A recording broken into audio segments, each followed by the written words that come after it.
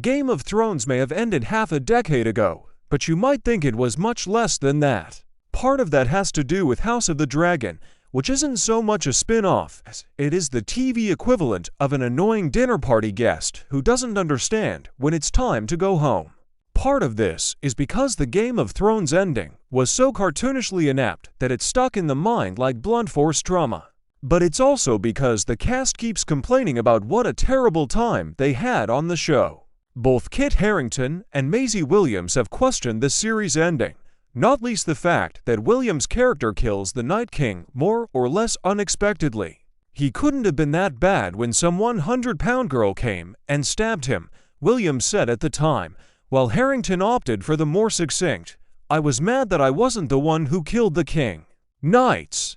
On a more serious note, Emilia Clarke has opened up about how she felt pressured to do nude scenes for the series. Now Hannah Waddingham has added her name to the fight. Even though she's been rapidly approaching national treasure status over the last few years thanks to her role in Ted Lasso and all her tireless subsequent performances, it's easy to forget that she also played Septa and Ella on 2 seasons of Game of Thrones. The role might have seemed easy. Her most famous scene involved ringing a bell and chanting the word shame while Lena Headey Cersei Lannister paraded naked through the streets, but it appears that wasn't the case. During an appearance on The Late Show with Stephen Colbert, Waddingham revealed that one of the scenes she filmed for Game of Thrones left her feeling chronically claustrophobic. After being asked if she did any of her own stunts on the show, Waddingham said that the show once required her to undergo 10 hours of drowning.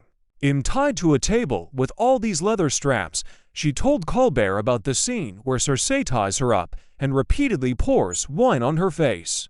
"I couldn't raise my head because it would have been too obvious that it was free. I had grape juice in my hair, so it turned purple. I couldn't speak because the mountain put his hand over my mouth while I was screaming, and I had belt marks all over my body, like I was being attacked." Such is the quirky format of late-night interviews in the US that this point was not questioned. Waddingham quickly moved on to an anecdote about how much she swears, but it is something she has discussed in the past.